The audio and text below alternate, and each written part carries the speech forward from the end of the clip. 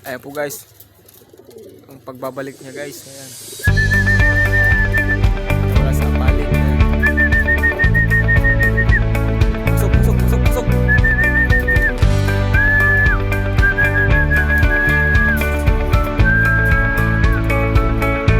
Ayan po guys, may nagbabalik po na ibon natin guys.